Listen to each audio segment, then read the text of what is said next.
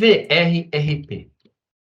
Quais problemas o VRRP soluciona? O protocolo VRRP funciona para redundância de gateway. Pode ser switches, roteadores de uma rede que tem função de gateway para aquela VLAN, onde dois ou mais roteadores compartilham o mesmo IP virtual no modo ativo backup. Então, se no caso de switches, os switches não estiverem pilhados, ou forem switches core, mas de diferentes fabricantes, um sendo redundante do outro, um cenário atípico, o VRP é um protocolo que ele é padrão de mercado, que fabricantes como Cisco, Huawei, HP, Switch Aruba, Extreme, eles têm suporte à funcionalidade VRP. Então, você pode ter esses equipamentos legados, atuando como redundância do equipamento principal. Obviamente, esses equipamentos não vão sincronizar as suas configurações, você vai precisar portar a configuração de um equipamento para outro, e uma vez habilitando o VRP, ou também utilizando o caso de roteadores, né, caso eles sejam gateway da rede, o VRP vai permitir que um gateway trabalhe como modo ativo e outro no modo backup. Para os outros dispositivos da rede, como por exemplo os computadores da rede, o VRP permite que o gateway seja visualizado como único equipamento. O VRP é bastante simples em sua função básica. Um roteador ou switch eleito como master para determinado IP virtual, isto é, o IP do gateway da rede, e é responsável pelo encaminhamento do tráfego para a rede, para outras redes, no caso, né? O segundo roteador, chamado de backup, apenas monitora os pacotes VRP gerados pelo master, e quando o master para de gerar o VRP, ele assume como master. Então, aqui um exemplo. Nós temos 3 roteadores com saída para a internet. Então, a gente tem como gateway das máquinas, né, o IP 192.168.15.254, o IP virtual. Então, virtual e IP address, o VIP, né, para os 3 equipamentos. O IP real, ele é diferente. 192.168.1.253 no primeiro, 251.2 no segundo e 251 no terceiro. Vence como o master do VRRP aquele que tiver a maior prioridade. Então, no caso, para toda requisição ARP aqui da rede, quem vai responder é o master. Além disso, ele vai ficar enviando mensagem VRP no meio para os outros equipamentos monitorarem se o master está funcionando. Em caso de falha do master, o equipamento deixa de funcionar, o que tem a melhor prioridade assume como o roteador master e o outro, o terceiro equipamento, continua como backup. Uma vez que o equipamento master volta ao funcionamento, ele assume a função de master. Aqui, capturando o pacote VRP, percebam que ele envia o endereço como um endereço multicast. É possível habilitar também a autenticação. No nosso caso aqui, não é mandatório, né, no protocolo, a configuração de autenticação, mas como a mensagem é enviada no barramento, né, no meio, naquela VLAN, qualquer um pode fraudar. Nesse caso, também é possível habilitar a autenticação das mensagens enviadas VRP no meio, tá? Ali enviado as informações do roteador que está enviando, como também a prioridade. Aqui no caso, 110 desse equipamento, que seria o master da nossa prioridade. A configuração é bem simples, tanto em roteadores quanto em switch. Ele pode ser tanto habilitado na interface VLAN, quanto também na interface em modo route. Configurando o IP address da interface, o endereço IP real, no caso do roteador da esquerda aqui, o IP com o final 253, o da direita com o final 252, o endereço virtual e o VRID, que é o grupo dele, né? No caso 254, eles são os dois. Por padrão, a prioridade é sempre 100, e aí a gente configurou a prioridade do equipamento que a gente quer que seja o master da topologia como 110. Para validar, comando display VRRP. Aqui ele vai dizer qual equipamento é o master e a prioridade dele. E o endereço virtual do VRRP. Aqui no caso, no segundo equipamento, qual equipamento é backup e a prioridade dele. Display VRP verboso, ele vai dar mais detalhes. Qual é o endereço IP virtual e o endereço IP real do master. E o status do roteador ou do switch que está dando como display VRP verboso. No caso, ele está atuando como backup. Preempção. O modo de preempção dentro do grupo VRP, ele diz que o equipamento com maior prioridade, ele sempre será master. Então, ele consegue tomar o master de um outro equipamento que está com o master, desde que ele tenha melhor prioridade. Isso é a configuração padrão. Então, aqui a gente pode, por exemplo, colocar um delay. Então, o equipamento reiniciou, entrou como master, quer validar, por exemplo, se até ele aprende toda a tabela de rota, se o link está estável. Então, a partir de determinado momento, se o equipamento está estável, ele espera tantos segundos, está todas as suas funções habilitadas, ele indica para a rede que ele é o master.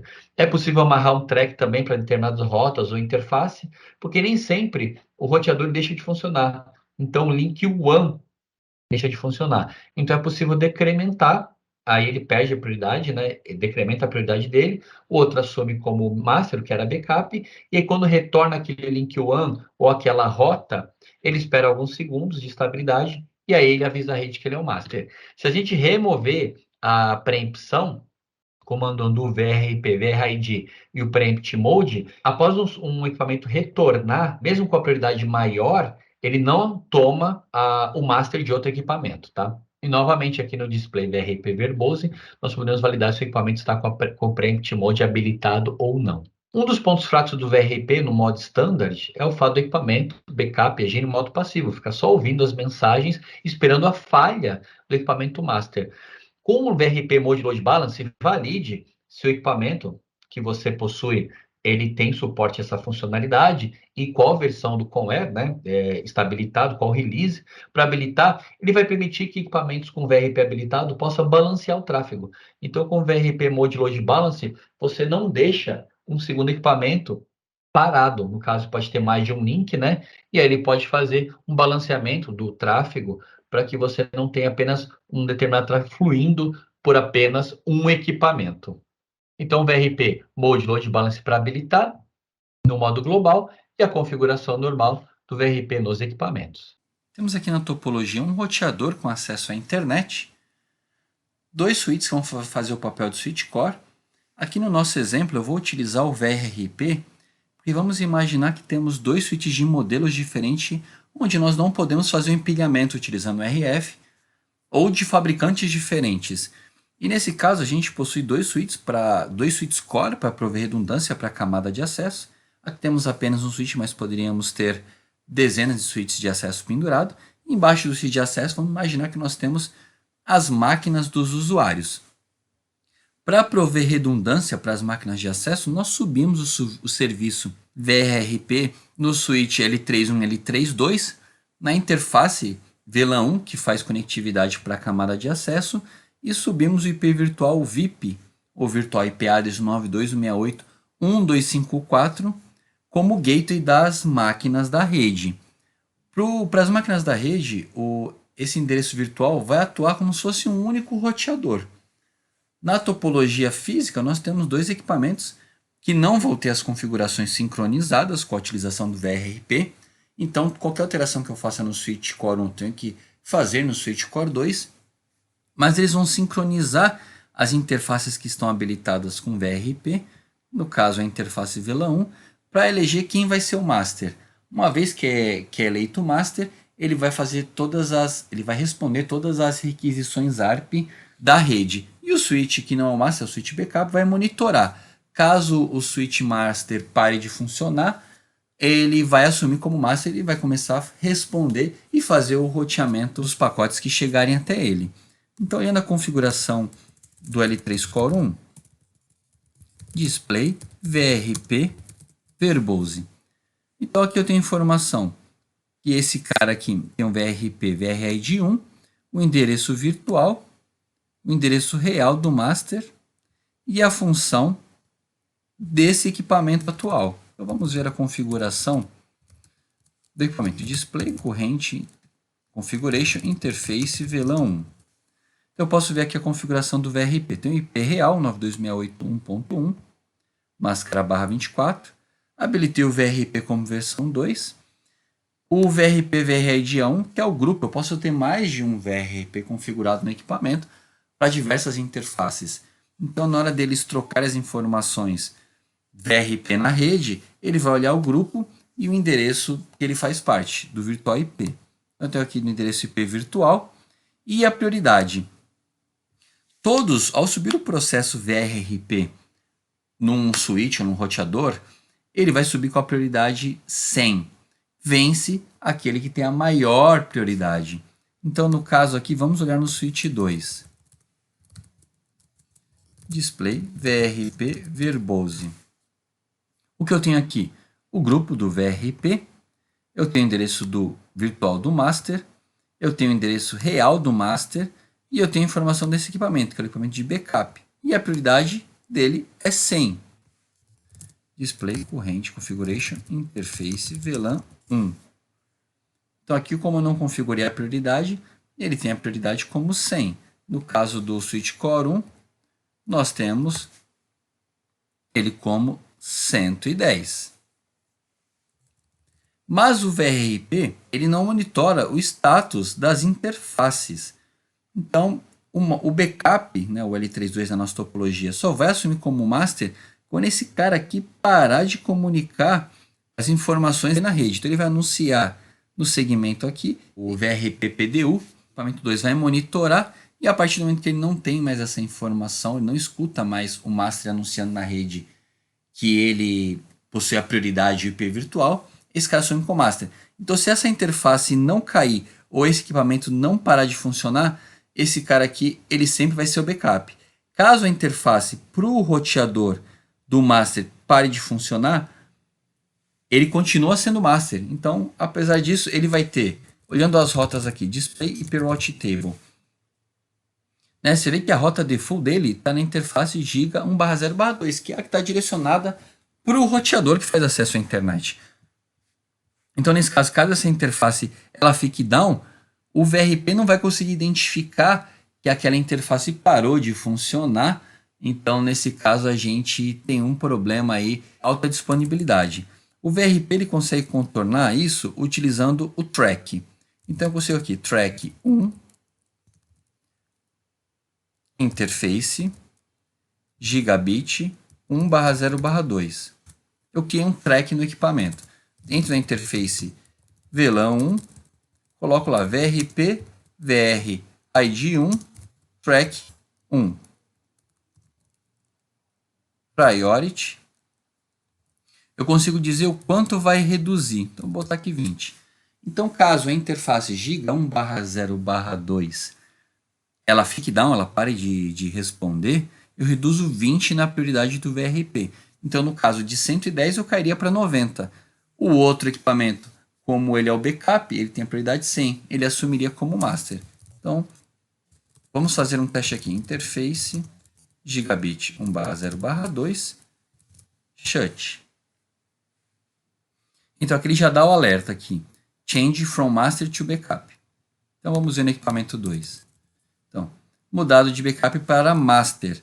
Display VRP verbose. Eu consigo ver a prioridade está acontecendo nesse equipamento, o virtual IP e o endereço IP do master.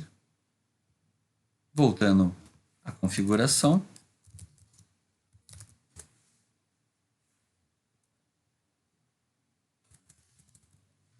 Display VRP verbose. O equipamento voltou a ser master.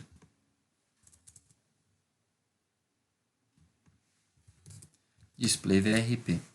Eu consigo olhar aqui que esse equipamento voltou a ser o backup, com a prioridade 100, com o IP virtual 92.1.1.254. Com o verbose, eu consigo ter mais informações como IP real do master. Então, voltando aqui na nossa topologia, a gente tem o serviço VRP rodando aqui na LAN.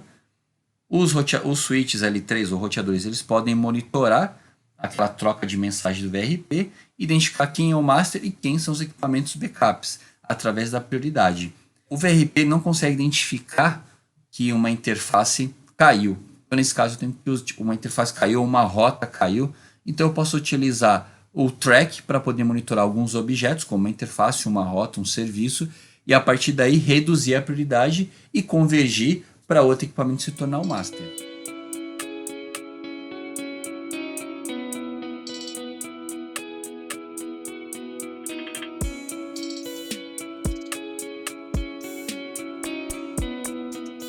DHCP.